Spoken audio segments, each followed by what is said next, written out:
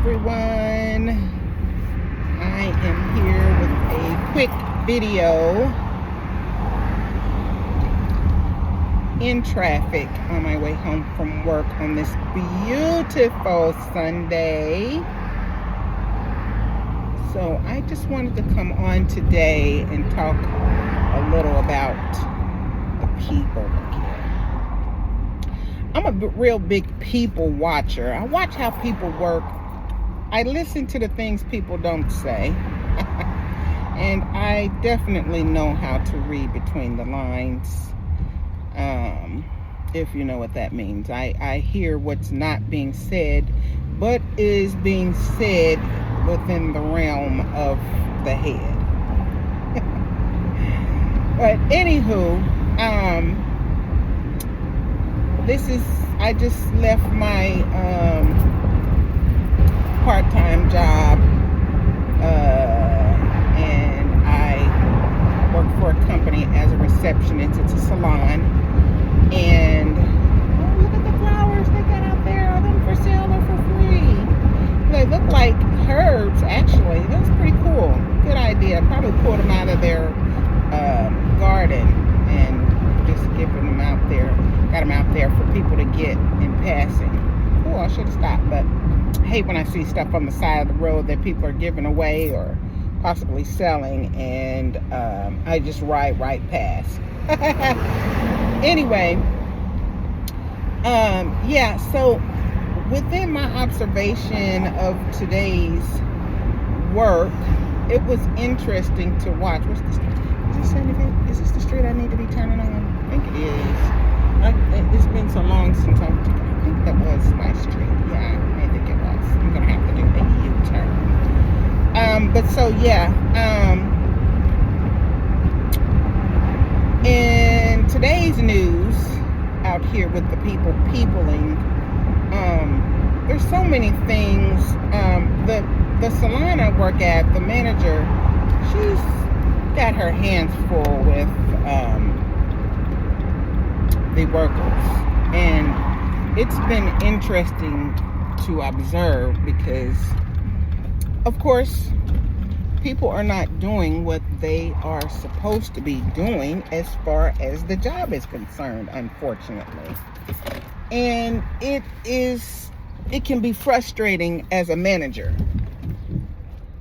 and possibly as a receptionist. I'm picking up, but I'm trying to be organized. And the difference between me and her is I feel like I'm a very clear communicator in what's expected.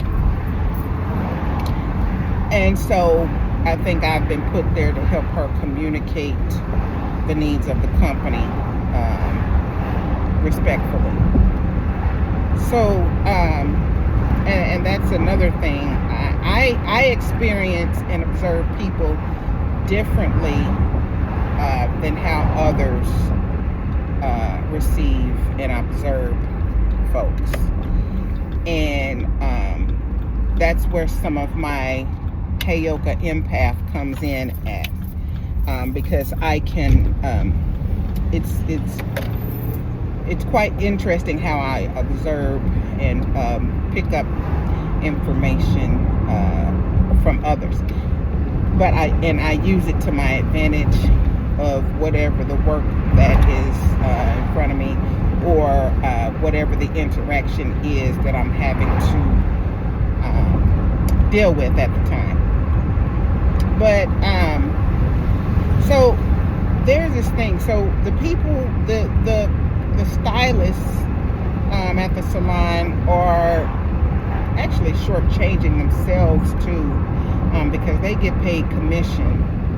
They get commission or base pay, whichever is greatest for the day. And they are actually shortchanging themselves by not charging the full price of the ticket. So they are doing two things. They're one, shortchanging themselves. Two, doing more work for free. And I don't know how and why they do that. There's no way I'm going to do anything for free. The way this economy is today and the way gas prices are, no, I need to be able to get all the money that I'm good for, that I am working for. So, that's that. But in the midst of all this, they're actually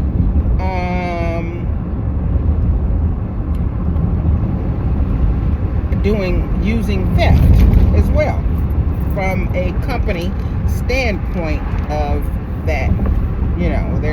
You're doing A, B, C, and D, and you're only charging people for A and B, and then you're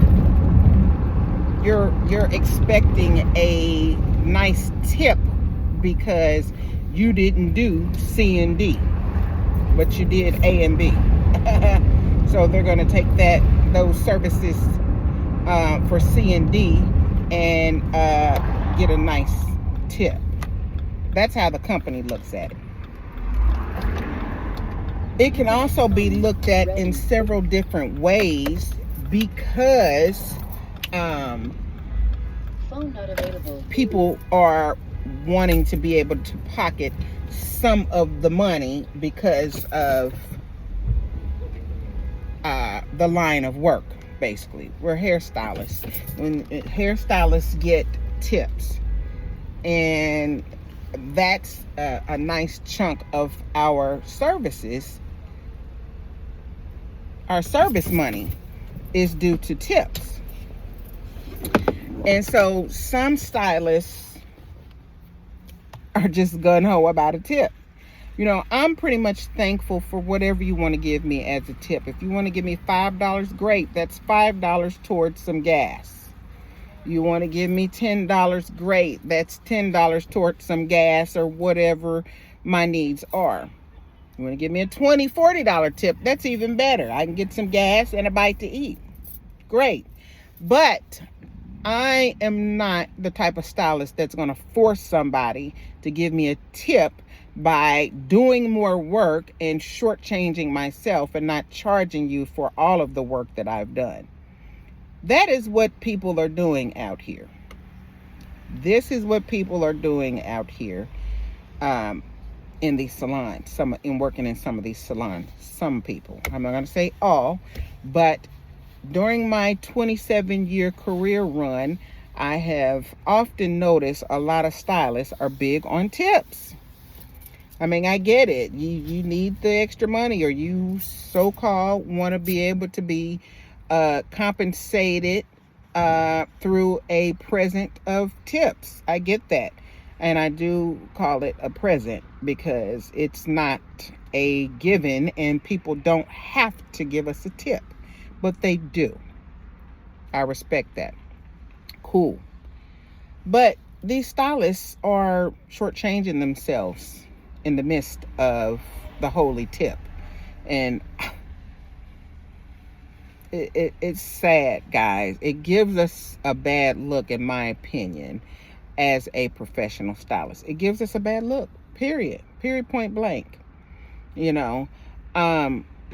So to finish out what I was saying, so the manager has spoken up and said something to them and has told them that you cannot do that. You that's not right. You have to fully charge people for the services that you as a stylist are rendering to them. You have to charge them for everything. So they're not doing it. They're still not doing it. Why? I don't know. This is like my second day or third day. This is my second day actually being on the floor to do to do receptionist work. So why they're not doing the things that they're supposed to do is just like, this is crazy. And so for her to say something to them, she said something to them before, and the corporate delivered a message back to my manager and told her that they said it was her delivery about the matter. Okay.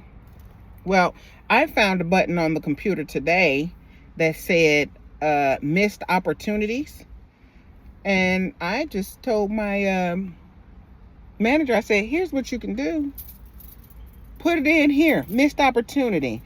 You didn't charge for C&D on Mrs. Smith's ticket. You could have charged her for her blow dry and her eyebrow wax. But you didn't. But you did the service and you didn't charge her for it. Here's your missed opportunity. That's a nice little tracking device to track who is not putting in all these missed opportunities on the ticket, but they're obviously doing the work because they were either scheduled to do the work and it's in the computer, or you're in the salon with them and you're watching them do all of these services. And I don't know. I don't understand people. To me, this can be labeled as money being the root of all evil. Perfect example of that. You're shortchanging yourself because you want to get the money for the tip. That to me is wild and beyond me. I don't, the morals, it just takes me back to that. Morals and integrity of the people is out of whack now. It's out of whack. And it's all for the love of money. All for the love of money. And it's sad. It's really sad that this is how people act, and then as soon as she says something to them about it, oh, it's her delivery in the matter. I mean, I don't get it. I just don't get it. But, hey, different strokes for different folks. But I just wanted to come on and talk a little bit about that, because that is a big thing with people out here in the world. They don't have morals. They're all about themselves. Why? I don't know. Somebody has displayed in this life that it should be all about you, the individual. Who cares about others? And it's beyond me. But I just wanted to come on here and talk a little bit about that. I'll probably come back and talk some more about it. There's more that I want to elaborate on, but I got to get in this grocery store so I can get the things that I need for my dinner this evening. So I'll be back with some more things. There's some other things I want to touch upon that I just took some notes on and jotted down because it's interesting watching how people carry on in the world today. For me, it is. So I will get back to you soon. Okay, call you back. Bye.